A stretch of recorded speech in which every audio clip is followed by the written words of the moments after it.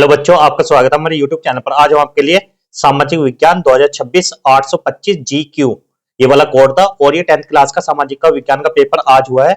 उसके क्वेश्चन का एनालाइज करेंगे और कौन कौन से सही है वे भी बताएंगे। आइए समझते हैं देरी ना करते हुए। तो पहले पर्सन आप सभी मिला सकते हैं, बहुविकल्पीय प्रश्न है। पहले पर्सन का जो आंसर है इसमें क्या है, नीचे दो कथन x और y दिए गए हैं, दोनों कथनों को पढ़िए और सही विकल्प का चयन कीजिए। तो पहला क्या है, फ्रांस में निरंकुश राजतंत्र था, 1789 में फ्रांसीसी क्रांति हुई, तो इसका आंसर ए था।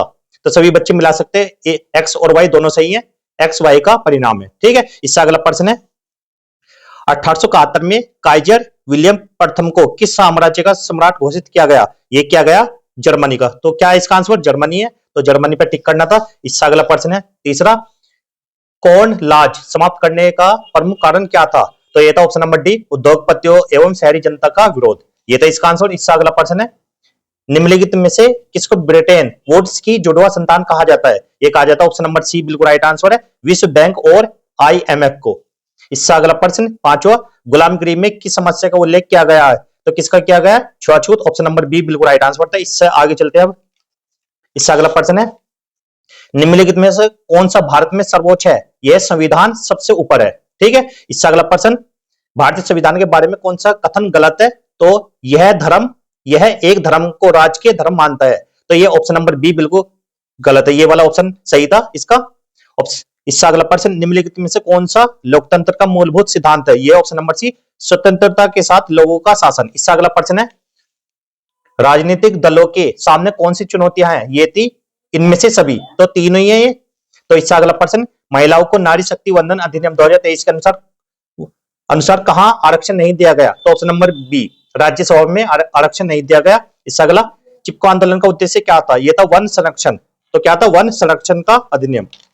इससे अगला प्रश्न, निम्नलिखित में से आधारभूत खनिजों को छांटिए। तो कौन है? ऑप्शन नंबर डी, लौह अयस्क। इसमें क्या? लौह अयस्क। इससे अगला है, निम्नलिखित में से एक संस्था अंतरराष्ट्रीय व्यापार से संबंधित है, यह विश्व व्यापार संगठन। इससे अगला प्रश्न है, निम्नलिखित में से कौन सा अनाज मोटा अनाज कहलाता है? ऑप्शन नंबर डी बिल्कुल राइट आंसर। दिए गए सभी मक्का, रागी, बाजरा, ये तीनों ही थे।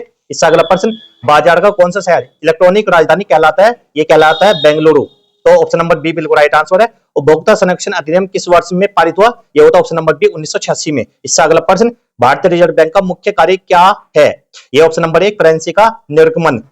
इससे अगला प्रश्न जो आपके एग्जाम पूछा गया, स्वयं सहायता समूह कौन संचालित करता है? सभी सदस्य, सरकार, पंचायत, बैंक, तो सभी है। तो इससे अगला प्रश्न है, अंतरराष्ट्रीय व्यापार का लाभ किसे प्राप्त होता है? सभी देशों को, केवल विकसित देशों को भी, अल्प विकसित और गरीब देशों को, सभी को। इससे अगला प्रश्न है, निम्नलिखित में से कौन सा उद्योग कृषि आधारित है? यह ऑप्शन नंबर बी, सूती वस्त्र उद्योग। तो यहाँ पर इस टाइप के प्रश्न पूछे गए थे। नेपोलियन कौन था? उसकी नागरिक संहिता के किन्हीं दो बिंदुओं पर प्रकाश डालिए। इटली का एकीकरण किस प्रकार हुआ? इस टाइप के प्रश्न थे। तो इससे पहले हम आपको ये वाले मानचित्र संबंधी प्रश्न बता रहे हैं। तो पहला, वह स्थान जहां नील की खेती करने वाले किसानों का आंदोलन हुआ, कहां पर हुआ था? चंपारण। इससे अगला, वह स्थान जहां से सर्वप्रथम सविनय अवज्ञा आंदोलन प्रारंभ हुआ, ये डांडी, गुजरात में था। वह स्थान जहां कांग्रेस के अधिवेशन में पूर्ण स्वराज्य की मांग की गई, ये लाहौर में था। वह जनपद जहां जलियांवाला बाग हत्याकांड हुआ, अमृतसर में। वह स्थान जहां दिसंबर 1920 में कांग्रेस का अधिवेशन हुआ था, तो कहां पर होता है? नागपुर में। इससे आगे है प्रश्न, कपास का उत्पादन करने वाले किसी एक प्रदेश को चीन द्वारा नामांकित दर्शाइए। तो कहां पर थे? गुजरात में। भारत के प्रमुख प्राकृतिक गैस भंडार को चीन द्वारा नाम सहित दर्शाइए है मुंबई। मरुस्थलीय मृदा पाई जाने वाली किसी एक प्रदेश को चीन द्वारा, ये राजस्थान में। किसी एक भारतीय समुद्री बंदरगाह को चीन द्वारा, यह कांडला पोर्ट।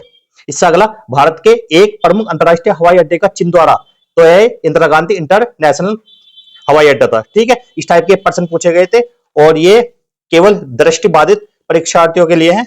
तो यहाँ पर इस टाइप के प्रश्न पूछे गए थे और आज की वीडियो को यहीं पे समाप्त करते हैं। वीडियो अच्छी लगी हो तो वीडियो को लाइक करना, चैनल को सब्सक्राइब करना। मिलता है अगली वीडियो में, तब तक के लिए गुड बाय, जय हिंद, जय भारत।